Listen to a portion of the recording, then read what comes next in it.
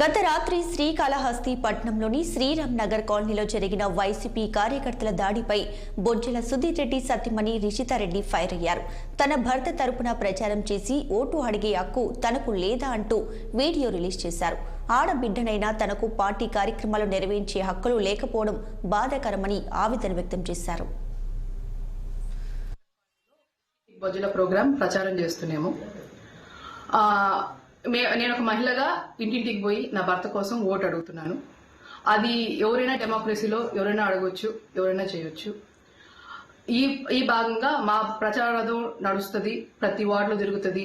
ప్రతి వార్డులో మేము పాటలు పెట్టుకుంటాం. ఎందుకంటే అక్కడ జనాలకు మేము వచ్చామని చెప్పేదాని కోసం, చూపించేదానికి. ఈరోజు సాయంత్రం మా ప్రచారార్థం వచ్చేటప్పుడు వైసీపీ పార్టీ ఆఫీస్ బయట కొంతమంది తాగొచ్చి మాగారి ఫోటో పైన కొట్టి ఆపేసేయండి, కదిలిచ్చేసేయండి అని చెప్పి అబ్యూజివ్ గా మాట్లాడి మా వాళ్ళతో రచ్చబెట్టుకున్నారు. అంటే ఒక మహిళగా నేను బయట పోయి అడగకూడదా, మేము ఓటు అడగకూడదా, మేము మాకు అంత మాత్రం స్వతంత్రం లేదా తిరిగేదానికి అని నేను అడుగుతున్నాను. అన్న, మీ కూతురు ఊరందూరుకు వచ్చినప్పుడు మేము అంత రెస్పెక్ట్ ఇచ్చాము, ఆమెను ఇంటికి కూర్చోబెట్టాము, ఆమె కాఫీ ఇచ్చి ఆమె మర్యాదగా పంపించాము. ఎక్కడ గొడవ చేయలేదు, ఎక్కడ రచ్చ చేయలేదు. మేము అది ఆడోళ్ళకి ఇచ్చే గౌరవం అది.